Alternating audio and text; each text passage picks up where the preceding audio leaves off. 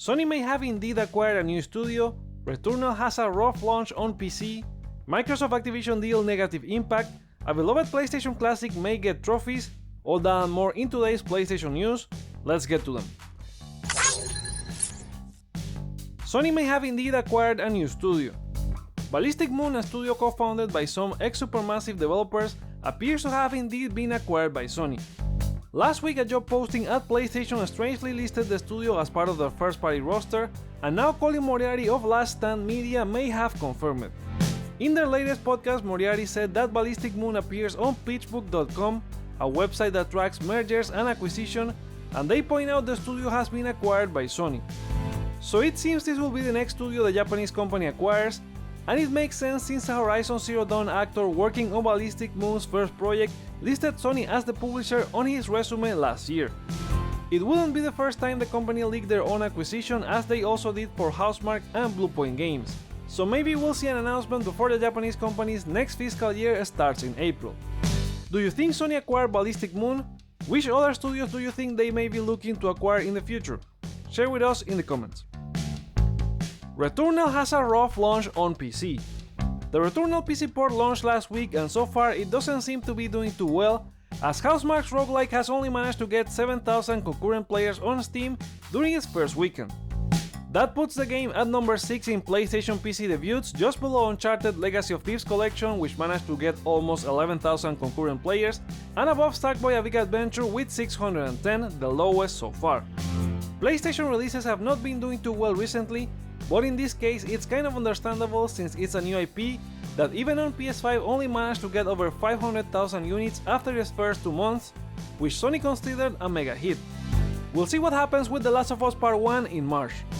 What do you think about this rough launch for Returnal? Do you play Sony's first party games on PC? Let us know in the comments below. Microsoft Activision deal negative impact. The UK CMA said the Microsoft Activision deal was bad and proposed remedies, but since then more information has come out about their investigation and how they reached that conclusion. Between October 2022 and January 2023, the regulatory body asked 6 competitors how they felt about the deal and the impact it would have on the industry. They didn't reveal the names of these companies.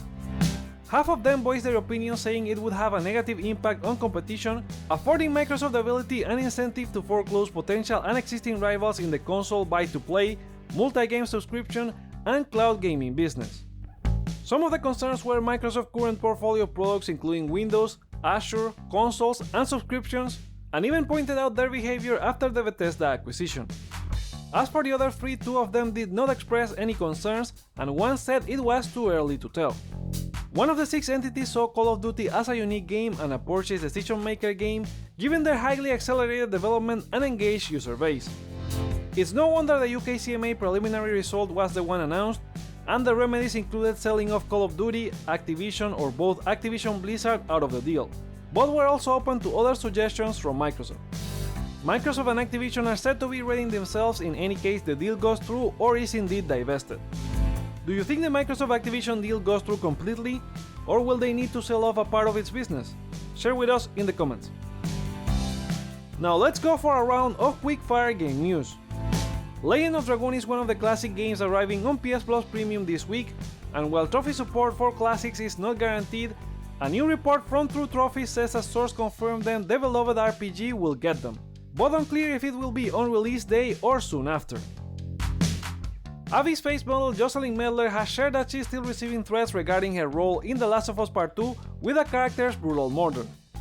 She posted a screenshot of an email she got and how this is a constant in her life, despite supporters far outweighing detractors. It's really unacceptable she has to see stuff like this.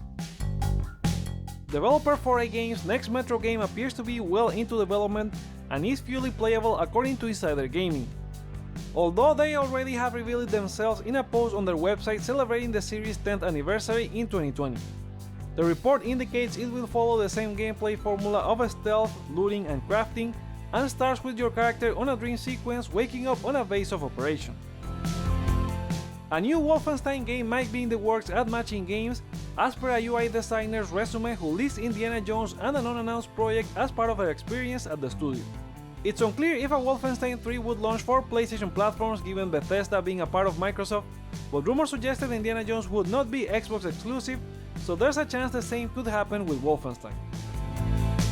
Saints Row didn't beat sales expectations and has now caused Embracer Group to create a new policy where each project has to earn its right to exist, putting quality even further and making sure they create unique positive player experiences.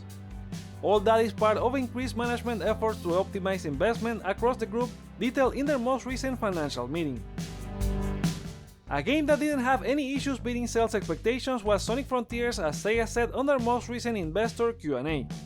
Sonic Frontiers greatly exceeded the full year plan at the beginning of the company's fiscal year after seeing a price drop during the Black Friday season, but even back at normal price is still selling well. They also addressed they believe fans enjoy the game despite the Metacritic score being lower than expected, and plan for additional DLC to build more sales. If you were among the fans that enjoy Hogwarts Legacy and were hoping for more, there's some bad news.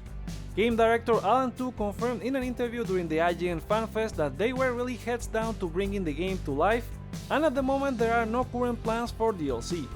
However, I would say that with the game's sales results, it wouldn't be surprising to hear about DLC or a sequel in a couple of years. Bandai Namco and Supermassive Games have released a free update to the Dark Pictures anthology The Devil in Me, giving everyone access to the Curator's Cut, which allows you to see the events of the game from other characters' perspectives. Besides that, you are now able to play the entire game with a friend who doesn't have it in the shared story mode via the new Friend Pass. Blizzard has announced the beta dates for Diablo 4. Pre-ordering the game on PS4 or PS5 gives you early access on March 17 to 19. After that, it will be open to everyone from March 24 through the 26th. The beta allows you to play the prologue and the entirety of Act 1 and the first zone called Fracture Peaks with a level 25 cap. The full game launches later on June 6. Bloomberg's Jason Schreier has confirmed that a Final Fantasy Tactics remaster is coming soon in a reply to a fan asking for the game. Tactics was one of the many games present in the NVIDIA GeForce leak, and while many have been confirmed, there are still some to be announced like this one. And those are the PlayStation stories for today. What are your thoughts on them? Share them in the comments below, let me know your feedback by liking or disliking this video, check out other videos you may enjoy while you're here, and consider subscribing for more on PlayStation. Thank you so much for watching, my name's Joseph, this is Hype for Games, and let's get hype!